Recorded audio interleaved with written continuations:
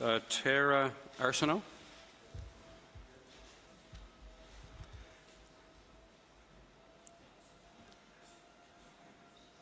The floor is yours, Ms. Arseneau. Thank you for allowing me to come here to speak today. I am well aware that I'm one of the privileged few that are able to speak to this. My name is Tara Arseneau, and I have been a proud teacher in Nova Scotia for the past 13 years. I'm a constituent of Cole Harbour and a mother of 2 school-age children. The concerns I have about Bill 75 that I will share with you will echo what other educators have brought to your attention and that I have dealt with every year. We asked for the contract to specifically address the needs we face in order to have accountability. In my own experience, I have dealt with overwhelming class sizes. At the high school level, a class of 35 can be considered small, and 40 is the norm. We have asked for firm cap sizes to address this. The countless hours of inputting data in PowerSchool and writing report cards that are framed in a way that parents and students do not understand them. Where in Bill 75 is this addressed specifically? Watching the increase in my students' stress levels as they continually check PowerSchool to have real-time delivery of marks. Where in Bill 75 is this addressed specifically? A lack of resources such as textbooks, technology, and specialists. Where in Bill 75 is this addressed specifically? In my own high school English class, I can be teaching 7 levels of English at once, and then I must adapt these levels for the differentiated learning experiences and the varying needs of my students. With no support, where is this addressed specifically? There are the IPPs, CSI, SSP, PLC, TINET, Red Zone, At Risk, Credit Recovery, Credit Rescue, countless meetings and forums in order to provide tractable numbers for the EECD. So many acronyms, so little results. I could discuss the helpless feeling I have when I have students that have severe mental health needs that I cannot meet. Where is this addressed specifically? I could share the mental exhaustion dealing with countless behavioral issues without support that disrupt the learning environment for my students and that have become physically violent.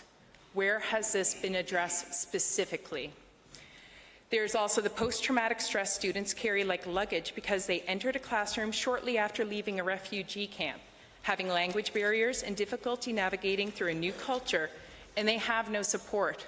Where is this addressed specifically? Then there are the standardized testing with little regard to the multicultural face of our classes that differ from region to region in an attempt to force our students to fit to a political standard more concerned with testing and less concerned with learning. We have outdated, ambiguous policies that are available for window dressing that do not support the system. What the Liberal government intends to do with their imposed contract is to put a Band-Aid on these issues, offer another committee, another consultant, without understanding that there are 9,300 highly qualified and experienced consultants available every day. The classroom has changed dramatically. The classroom you may be familiar with is no longer there. We are working with 21st century realities, 21st century learners, and 21st century issues. It may be easy to read about the issues, critique the issues, to make assumptions and decisions about the issues, with never having to really work with the issues. It is different when you are actually immersed in the issues and trying to make the best choices for the most important people in Nova Scotia, our children. We need a government that is more concerned with education and less concerned with politics. As professionals, we have asked for the benefits to be maintained, not added. We asked our government to respect our vocation and realize elements being taken away, like the service award, aren't bonuses. That one in particular is a wage deferment negotiated in good faith, and now that faith is broken. Despite voicing our concerns, we have been disrespected, degraded, and diminished in our capacity as the most valuable resource in the classroom. And finally, we are told what our contract is. I implore everyone in this room that is voting to consider the different perspectives and the different stakeholders in this contract. It breaks trust in the government, devalues union rights, it does not help the classroom, and does not recognize any of the needs that must be addressed. Thank you, Mr. Arseneau. That's just 5 minutes there. It questions the legitimacy of those who have entrusted with power to make decisions and stand up for what is right. The Education Minister said this week that good teachers form good relationships. That is also true for the government. Bill 75 destroys relationships and faith in the government. Thank you. I'm going to just change this a bit. I'm going to go make sure that each caucus gets an opportunity to ask at least one question of the presenter and a chance to answer with the time that we have in the preceding 5 minutes. Mr. Churchill, and I'd like you to preamble short and get to the question so that we have a chance to get that. Thank you very much. I appreciate your comments. And you've highlighted one of the key challenges, I think, that have led to the impasse, and that it's very difficult, and this is a challenge for the union and government, it's difficult to bridge the policy gap that teachers are looking for in the contract. It's almost like we're looking at two different things and trying to put them together in one. We've tried to do that with this committee. I know people are skeptic of committees, government bureaucracy, but this is dominated by teachers, and it does highlight a lot of the concerns that you've identified as priorities. So I really do need to know as a legislator why we're looking at this group of people that is controlled by teachers, that highlights a lot of the concerns that we're hearing and has deadlines on changes for those things. You know, why is that not an acceptable way to move forward in trying to bridge this gap between what people are looking for in education policy and the actual contract, which are two very, very distinct things? Thank you for that question. That's interesting that you asked that, because I was hoping you would mention the Inclusion Committee or any other committee. It appears that committees seem to be a great thing to have, but in reality, they aren't working. You have 9,300 people who can work with you. By saying, let's give you another committee, as I'd stated, it's a Band-Aid. Your committee is not going to work because the committees you have already put in place have not worked, and here I am telling you this.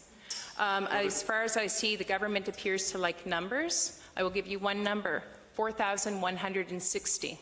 Those are the amount of students I have taught in Nova Scotia, approximately. I am a language arts teacher. I challenge to ask how many students the Liberal government has taught, and tell me if I do not know what I'm speaking of. Thank you. Mr. Wilson. Thank you for being here and bringing some I think expertise on what's happening in the classrooms. We've heard from the government now for some time now that work to rule has hurt our children's education, and we heard the Premier say that's one reason why Bill 75 is in front of us, to get things back to normal. So would you agree with those two comments, that it's hurt our children's education, and that with this, things will get back to normal after Bill 75 is gone through the process here in the legislature? To speak to that, that's rhetoric.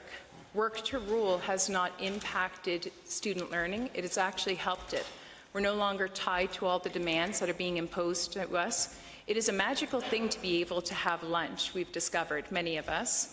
Being able to arrive at our school 20 minutes before and 20 minutes after, that's simply following a contract. Students are receiving the learning, they're receiving the GCOs and the SEOs and the ECOs, and those are all the outcomes that we do. Thank you. Every day, and they are getting the best learning experience we can offer. I find it extremely insulting that this government says we'll get the teachers back to work. The only time I did not work was December 5th, 2016. But in fact, I actually went into work those days, but my students weren't there. So I would say no, work to rule doesn't impact. This is simply rhetoric in order to impose a contract which is punitive to teachers. Thank you. We have about 1 minute left. Mr. Harrison. Thank you, Mr. Chair. We've been talking about what happens in the classroom. When I take part in some school activities, I am always amazed at the relationship that teachers have with the students in kind of outside activities. The traveling, the air cadets, the sports. There are so many other activities that are part of their learning. What will happen to those things if this goes through? I can't speak for my entire union, nor has my union ever told me that I cannot do anything after work to rule is no longer there. I can speak to the fact that I probably will not be participating, as my time will be devoted to any extra things that the board or the Liberal government will of course impose on me. Perhaps I'll be consulted about an inclusion committee, but that will take time. So I think that the problem is that for so many years and decades, teachers go above and beyond, right. and now it's been considered the norm. So we have a group of people who have now given their time because they love their profession and are here to make better people in help and learning, and now we realize it's being taken advantage of. Thank you, Ms. So- Arseneau. Unfortunately, our time is up, but I do appreciate you being here today. Thank you. Thank